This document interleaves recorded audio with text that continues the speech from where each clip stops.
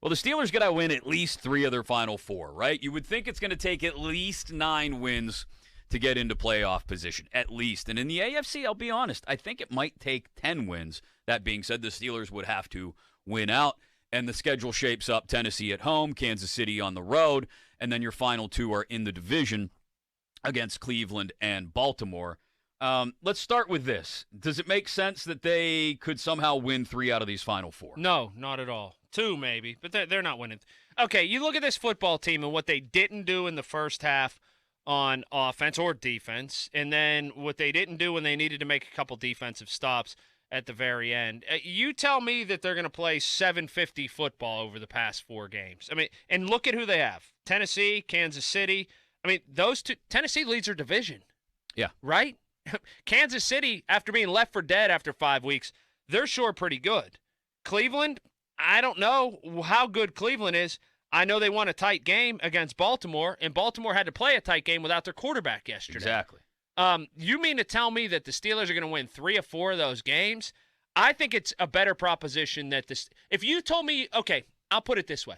If I had to bet they'd win 3 or 4 or 1 and 4, and it was only going to be one of those 2 bets. Oh, you'd bet 1. Yeah. I think the truth's in the middle, and they'll go 2 and 2. They have to go 8-8 and 1. Right, because that's what they're going to be. And we said they're about a 500 team to start the season. But they don't look like it now, though, do they? No. But there's no way they're winning 3 and 4 games. And even as such, they would need help. Yes, 3 or 4 and, like you said, help, or win 4, and maybe that's enough to get you in without any significant help. Let's push this forward then, Chris. Okay. Let's say that they go 2 and 2, or they go 1 and 3, or whatever, and it's 8-8 and 1. Mm-hmm. Is there anything seismic that happened this year that said, you know, all that stuff that the guys are talking about on sports talk radio, you know, the stuff that they say on ESPN, one of the 100 list shows that they have, or that Ryan Clark yelled about that actually made a bunch of great points, whatever.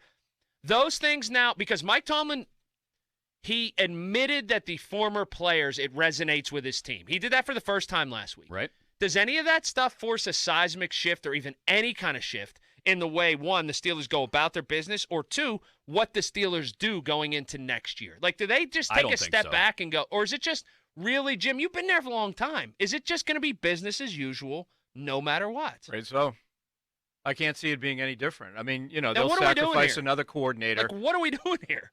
But will they sacrifice? See, that's not business as usual if they fire a coordinator for me. That's doing something. Well, they did it last year. It's something, but I don't know if that's not enough, right? Like they're at a point where they need lots of big changes, not just one big change. And they're going to try to get away this offseason, I suspect, with one big change, right? They'll maybe Keith Butler decides to quote unquote retire. Ben Roethlisberger decides to finally hang it up. Okay, there's your big changes. They're going to say, well, we've got to have stability, so everything else is going to stay the same. That's what I unfortunately suspect. We talked about how they need to rebuild the offensive line because that's been a shambles. They need to rebuild on multiple positions on defense. Look, they've got a lot of work to do. Forget finding the next franchise quarterback. Add that on top of the list. They've got lots of big changes that need to happen, and this has never been an organization that's been a fan of one major change, let alone multiple. Like, I think of it in like a single this. offseason. Now, this guy isn't the problem, but I don't know if he's the fix. They fired an offensive line coach last year because they said we didn't perform at a high level. And then they hired the guy that was his assistant. Mm-hmm. I don't know if they scoured the ends of the earth for another offensive line coach, but there is nothing in the world that screams complacency and low risk and probably even just being wrong more than that. Adrian Clem might be a wonderful person. I don't know. Never met the guy. He might be a great coach. I don't know how much you can apply to right now in the offensive talent that you have. But if you just look at an organization, whatever they do, I don't care if they make erasers for the ends of pencils. I don't care if they're a Fortune 500 company or if they're a football team. If something was proven to fail and fail miserably, and then you go, okay, what we're going to do, we're just going to promote the guy that was the assistant. That doesn't seem to work. Doesn't make sense. No. At all. Well, and that's just a microcosm of what they've done. Mm-hmm. I mean, they're in terms of Clem, though, that just, and I think I mentioned this at the time, just because he's underneath another guy doesn't mean that he has the same philosophy or that he's not a good coach. But I know what you're saying, the way it looks. And the same thing with the seems coordinator. But we didn't even hear that anybody else came in. It seems like the number That's one the thing, qualification for being a Steelers assistant coach is already being a Steelers assistant coach. Correct. You know, like that's an issue when you've got the blinders on to anybody outside the organization. Who's the last person they brought in from outside the organization into a major position? Terrell Austin? Correct. I mean, that's Or it. Matt Canada. But, I mean, he was But he was brought in as a quarterback's QB coach, first. right, and then promoted into OC. Yeah, that's the only one I can think of. Everybody else has had some sort of long-time tie to Mike Tomlin. Or He's Mike known them Munchak, for years. You know. There hasn't been enough. We've talked about this, and we will continue to until we're blue in the face. They don't bring in enough young up-and-coming assistants who are looking to prove themselves. And then I took it to one step, then to the second step, Jim. If you say it's business as usual, again, then I'm lost on this. This is why I'd love to talk to Art the second about this.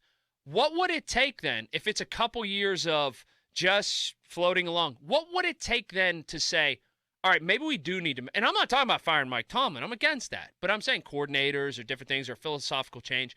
What would it take then if you're not shaken by the last couple years to force a change and say, maybe we got to do some things different? Are they just going to wait and think that things are going to turn around for them? See, I think there's a very good chance that they could lose all of these games. Mm-hmm. And if they do, it happened last year.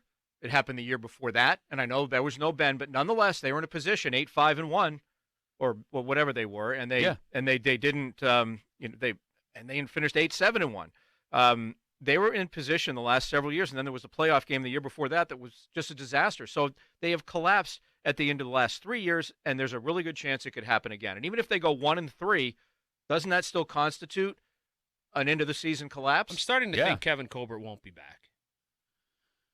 Either of his own accord. And now, he wants to leave the organization in a very good place. Everybody knows that. Right. He's told people that. That's what gives me pause. But what if you don't have the opportunity to? That's at a certain point, you can see that the task is much too large for how much you'd like to put into it. Not that he doesn't want to put in the effort, but at this point in his career, I wouldn't want to put in the effort to a multiple-year rebuild. From Kevin's standpoint, too, it's not a one-year fix.